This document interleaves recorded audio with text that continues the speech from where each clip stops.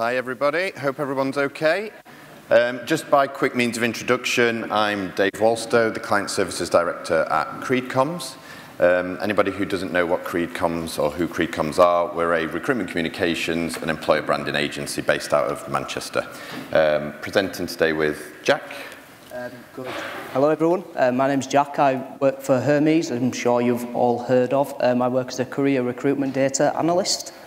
Yeah, there we go. Well, and we're here today to talk about how we can hopefully help some of the people in the room with some of their recruitment challenges and how to make attraction slightly more scientific and meaningful. I think everybody probably in the room that's a client or working for a business has got recruitment challenges, and I think everybody's challenges vary massively depending on the business that you're in. So could be the sector that you operate in, it could be you're recruiting really hard to fill locations, you could be after volume, which was the case with Hermes, you could be after niche in say legal or finance. Budgets might be tight, so I'm sure hopefully some of these things resonate with a few of the people in the room. Outside of this, there are other challenges as well that I'm sure you face that are market challenges that are a little bit broader that sit outside of your organisation. So what do people see you as externally? How do you shape up against your competitors through your Glassdoors and your Indeeds, etc.? Have you got an employer brand? What does that mean? How do people view you? All that kind of stuff. And finally, just at the moment we know the market we're in, very low unemployment rates, very difficult to get people, candidate-driven market, so that's typically a challenge as well. So today, the main purpose of it and what we hope you can get out of it is that no matter what your challenges are from what I've just mentioned there, that kind of following this process and this way of thinking that we can, or that you are able to solve some of those challenges that you have. So if you take whatever you're struggling with, be it one role, multiple roles, whatever it might be, following a bit of a scientific approach as to how to tackle it, but keep it simple, it's not complicated, it's really dead easy to do, it's not a scary thing, and we'll be talking through it later, that we can condense that into 4 steps, and the talk today is to show you how that worked brilliantly for Hermes under quite a challenging brief. Very much. Thank you. Firstly, I want to mention the perception of career work is quite negative, I think, on a whole. So I know it's mentioned that they work long hours, the pay is not particularly great, but that's not something that we necessarily agree with. So that's one of the challenges that we face. We wanted to alter that kind of representation of the role. From a company reputation perspective, we wanted to alter that as well. So looking at social platforms such as Glassdoor, like Dave mentioned, we wanted to alter that, make sure, obviously, if our company is represented well on such things, then we're going to attract those people to work for us. And given the time of year that this campaign was run, the competition for staff in the industry is particularly challenging, so we wanted to work with Creed so we can, kind of enhance our brand and attract the right people. I think the thing there at that time of year, there's an awful lot of other competitors, aren't they, looking for the same kind of people, and because of the nature of the work as well, it's potentially a catch-all. They don't need to, there's no real certain qualifications or skills required, and there's a lot of people also looking for seasonal work as well, so it's trying to get the right people. That's right. So some of the challenges we had is that our creative, prior to working with Creed, was we say non-existent in a sense, that it lacked a lot of visual impact, so we knew that needed addressing. We didn't really understand the target audience, so who was already working for us, and how we could attract similar people to then join the business. And the channels that we previously used, they weren't tracked, so the performance of those channels weren't particularly monitored. So we weren't really getting, so we couldn't really check our return of investment, what our spend was going on basically. So the brief that we gave to Creed, we were challenged to hire 6,440 careers over a 3-month period between September and December, which, yeah, a few people have gasped at that number. Not as much as I did. On a very low budget of 36k. So yeah, so as Jack's just said, it was quite the challenge, but one we wanted to step up to. And so this is where I was going back to, is that everyone will have slightly different challenges and they might not look quite that extreme, but this is a good way to show how the process can work. So where I referred to the 4 stages, these are the 4. I'll be talking through each one, but I think what's really important is to make sure we do the research, or you do your research, so you know who your target audience is. You need to know who they are, what motivates them, what drives them, what's going to hook them in to be interested in either your organisation or the role in question. You need to consider creative, so what are you saying? How does it look? Where are you showing it? You've got to then think about the channels, so is it active? Is it passive? Are you wanting job boards? Are you wanting programmatic? What is it that's based on the research and the creative? Where are they saying that the channels that you should use are? And then finally, and critically, and I think Jack mentioned this earlier, was about tracking it and reporting. There's no point spending a load of money on advertising and messaging if you're not actually seeing if it works, or you're trying to refine it and test as you go. So in terms of what we did here, but there are many different ways of researching any given brief or challenge that you may have. I'm just going to talk through the example and the way we did it for Hermes. But in order to understand a target audience, you need to find a way of either speaking to candidates you've got in place, talking to get an external perception through surveys of kind of what people think of the organisation. But for something like this, it was more role specific. We needed to know from a courier standpoint what drove them, what was going to make them more likely to apply to Hermes than anybody else. Yep.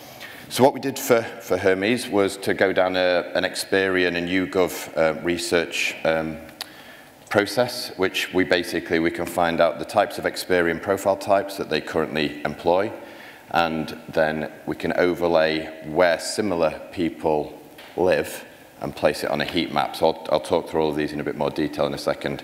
It kicks out some really scary stuff, especially the YouGov stuff. It'll tell us kind of average likelihood to be male, female, financial situation, how many kids they have, what TV programs they watch, what radio stations they listen to. It's bonkers, but it's very interesting from a creative standpoint, definitely. Yeah, very much. And then we get the media consumption habits. So how much are they on the internet? Do they use a mobile? How often are they on it each week? And all that kind of stuff. So in terms of what the Experian profile stuff does, these are just the really top line kind of snapshots of the information that we get, but they are backed up by pages and pages of Word docs, basically. So for Hermes, these were the 2 profile types that were most likely, well, they were most employed by Hermes currently, so they were going to be our lookalikes for future recruitment. So how could we tap into these people? Then we overlay a massive cut of that data over the UK, and this shows us where similar people live. We can break that down to 4-digit postcodes. We can zoom in on like a drive time or an area around that. And so I think the great thing here is that we're not wasting attraction. We can be very targeted in where it goes and where. And again, this is something that works for any role and can be done. This is the scary stuff I was talking about. This is just one slide of dozens, but it kind of gives you a breakdown of their target audience.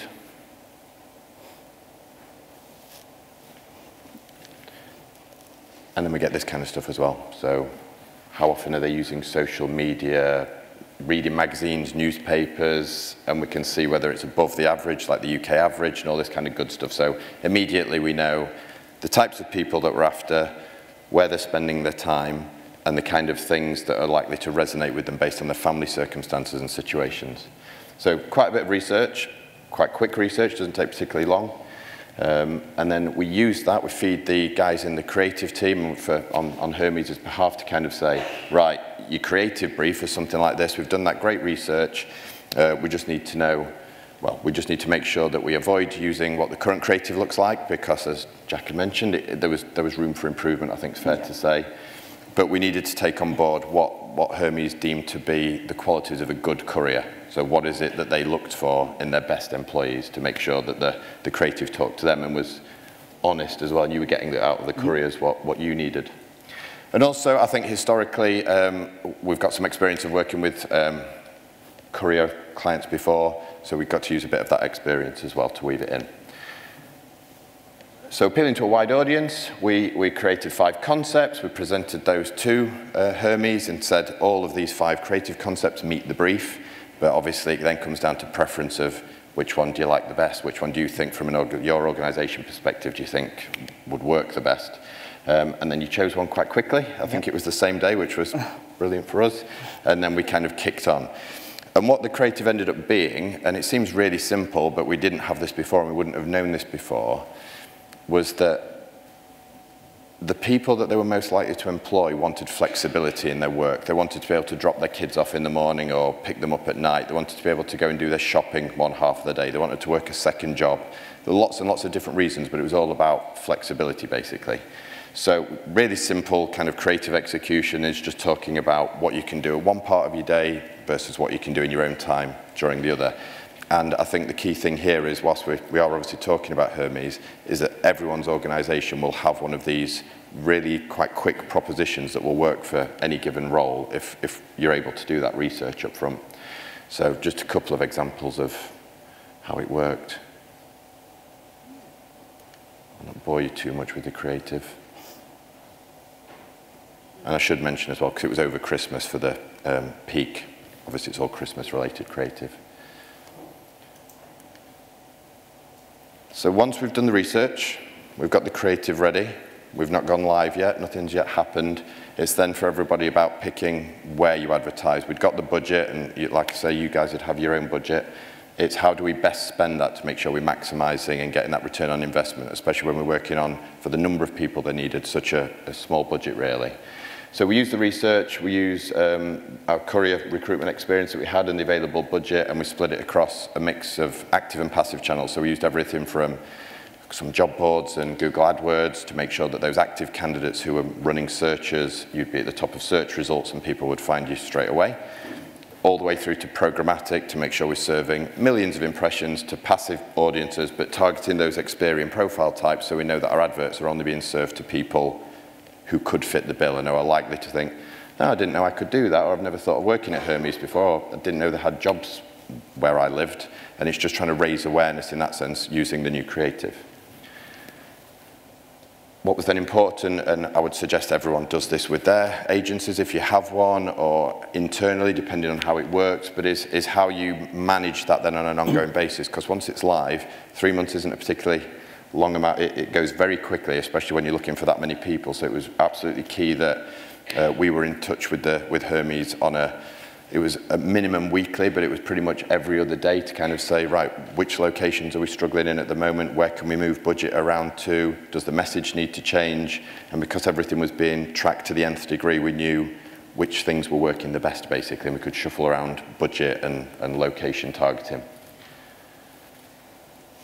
Really simple things that I really would suggest everybody does, if you can do it and your applicant tracking system allows, is get some code onto your thank you for applying page at the very minimum, just so that you can track back from the very first place the advert was placed. So that could be on Total Jobs, in fact I'll not say them today, we'll say Reed.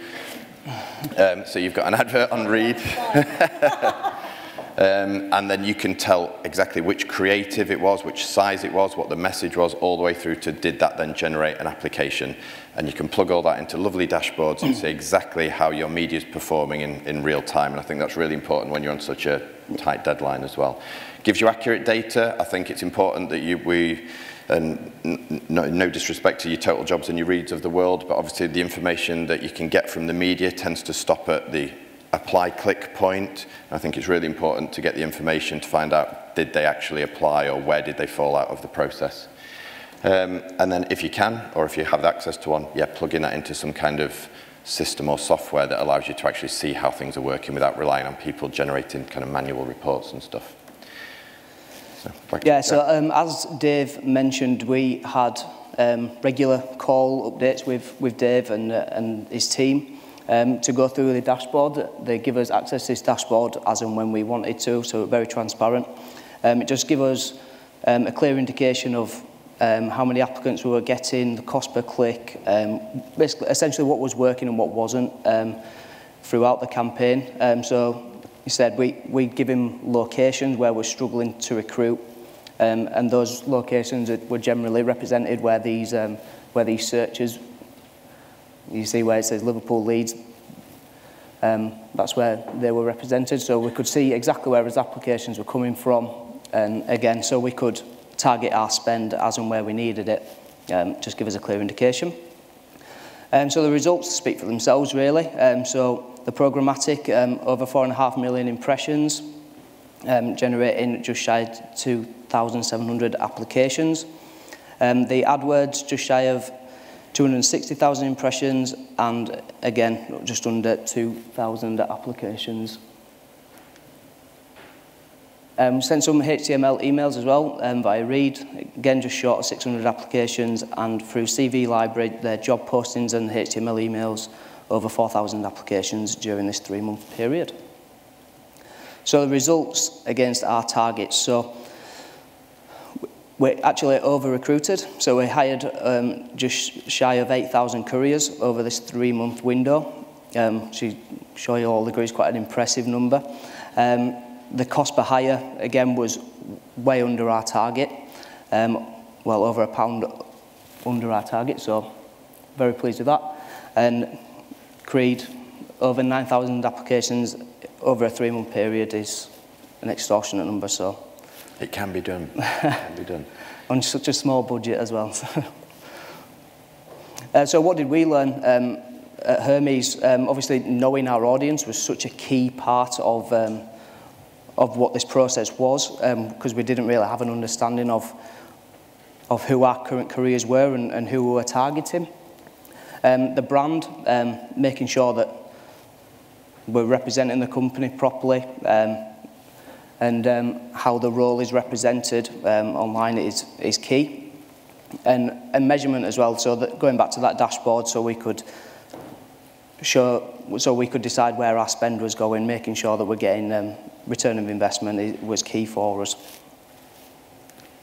Brilliant, and that's us, if anyone's got any questions.